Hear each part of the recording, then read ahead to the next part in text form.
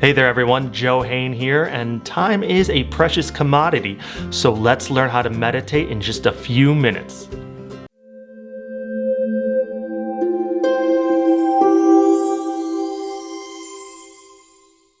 Folding chairs. These are great because you can move them from one room to the next, even outside in the yard or the deck, so that you can keep consistent with your posture in the same exact chair every single time. Because if all of us know, we need silence, we need stillness, we need to be removed from any kind of distraction. So if we normally like meditating on the couch, well, we can't bring that bad boy from room to room, can we? But we can with this. So the folding chair is a great resource for you as you're starting to learn your meditation, because it'll keep things consistent, which is where we want to be. So let's get to the posture of meditation. You're seeing I'm sitting here now with my legs, with my knees and my thighs here at a 90-degree angle. We want that because it takes away the tension from our knees. If I come to the side view here, you're going to see that it's just basically sitting outright like that. And I want my spine to be straight. My chin's gonna be at that 90-degree angle, and your hands will be in your lap, just like this or like this.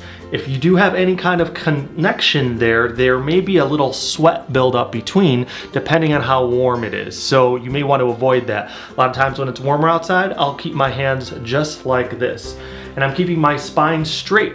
I like using the chair because I'm an ex-gymnast and I'm riddled with inflammation, but some of you may want to sit on the edge of the chair just like this and keeping that spine straight, your shoulders back, and your head is just going to be balanced on top of your shoulders and your neck there, just like one of those marionettes. Somebody's got a string coming from the center there, holding on top, and you're just going to be centered. I will take one of my pillows and put it behind me to keep myself straight. It is vitally important to keep your spine aligned because it's going to help prevent you from falling asleep and getting sleepy and drowsy, but also it helps with the energy flow, which you'll kind of get into a little bit more as your meditation practice advances. With my body, when you are meditating and you get into that posture, right, you're going to allow yourself to sink in. Think of gravity kind of doubling its pull on you, and allow your body just to sink into your posture and let all that tension just pour right out of your feet. It's going to feel really good, and you're going to find yourself getting into that deeper state quicker. Your neck may tense up through your meditation.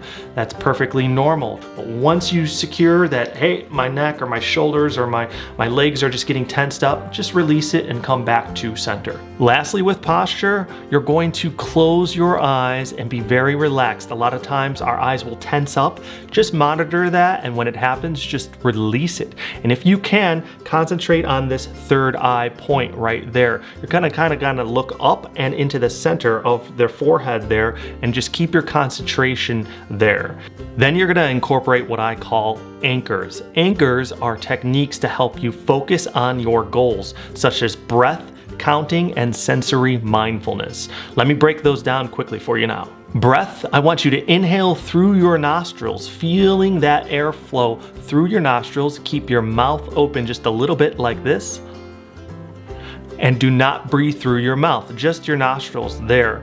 And then count the breath. On the inhalation, you're gonna count 1, 2, 3, 4. Exhalation, 5, 6, 7, 8. And repeat that. However long or short it is exactly where it's supposed to be. Don't try to make it shorter or longer. So if it's 1, 2, 3, 4, 5, 6, 7, 8, 9, 10, that's what it is. And just repeat that process, concentrating on the breath, on the airflow going through, and feeling your diaphragm push and pull that breath out of your lungs and into your lungs. Then there's sensory mindfulness, one of my favorite anchors. You're basically taking an inventory of what is going on in your immediate environment with 3 senses: sense of smell, hearing, and sensation. So you're going to basically take your senses into that environment because your eyes are closed and you're not having anything in your mouth, so you don't rely on those 2 senses. But you're gonna really listen with everything you can to anything that's going around in your immediate environment. You're gonna smell the air, and you're gonna feel any sensation, say if you're sitting outside and you feel the warmth of the sun or the wind blowing through, and you're listening, if you hear critters or even the modem of your computer or there's chatter in the background, anything that's going around, you're kind of using like a sonar ping to listen to these different examples and to just really feel and become in tune with your immediate environment. And that's what I call sensory mindfulness. So you're going to incorporate that while you're monitoring your breath. So the ebb and the flow of breath coming in and out, and you're counting that, and then you're going to start monitoring everything that's going on. So those three anchors are huge because basically you're busying the mind, the mental capacity, with all this obligation of taking stock of everything that's going on, the breath, the counting, and the senses in the environment, that it can't have thought. There's no room for it. It's too busy and too occupied, so you're going to try to be free of thought and really in tune to your immediate environment. If you need to set a timer for your meditation, if you only have 10 or 15 or 20 minutes to do that, make sure you set a timer that is not jarring. We don't want code red blaring submarine alarm here. We want wind chimes or birds chirping. So there's a lot of different apps out there, so use one of those so that you can come out of your meditation peacefully and not be alerted and jarred awake. Try not to move. I know this is a tough one, but once you settle into your posture, mentally commit to saying, I'm gonna try to move as little as possible here. You might get an itch or an ache, or you wanna pop your knee or whatever it may be. Whatever's really distracting, you may want to attend to it. So you're gonna navigate that as you continue to grow through your practice, but try not to move because you're going to get deeper and have more success without moving your body.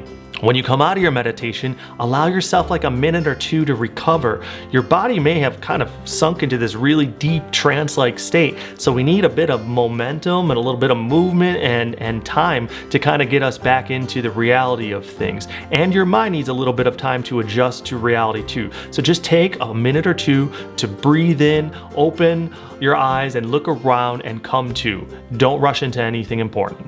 Routine, routine, routine. Like anything that we pursue, any endeavor or hobby, the more time we put into it, the more determination and dedication, the more we're going to be successful. So with meditation, try to meditate every single day, at least 15 to 20 minutes if you can. And for those of us that want to kind of up those numbers, you may want to consider doing it twice a day. I do it first thing in the morning and then the last thing before I go to bed. Guided meditations, they're a great resource as we start learning and implementing a meditation practice. There's the Calm app and Headspace, YouTube, and Gaia. You can do a bunch of research and find what works for you. But guided meditations are like training wheels. We're not going to use them indefinitely.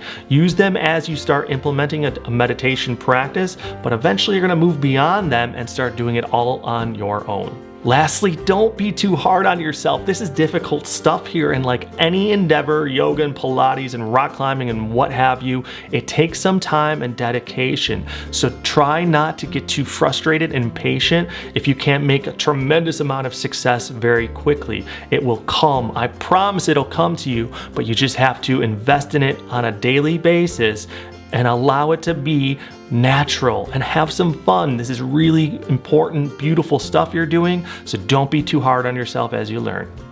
I wanted to provide a quick summary for you guys, so feel free to write these points down or just take a screen capture of the screen right now so that you could use all these points as you establish your own meditation practice. This has been a very quick how to meditate video, but I have a much longer and more involved video that I just put out as well to kind of go into the layers of meditation with a little bit more time so that those of us who want and have more time to invest in this can do that by checking out that video. So that's linked above now and it will be in the description. I also have a beginner's guide for meditation on Amazon Kindle, so please check that out. That will be a great resource for you as you learn. Again, that's going to be in the description too. So thank you all for watching. Please subscribe to the channel if you have not already and hit that notifications button. Please give me a thumbs up if you think I've deserved it and comment away. Ask questions as I'm here to help. So thanks for watching, and if you can, do something unexpectedly kind for another today. I'm sure it'll make your day as well as theirs. Thanks everyone. Have a good day.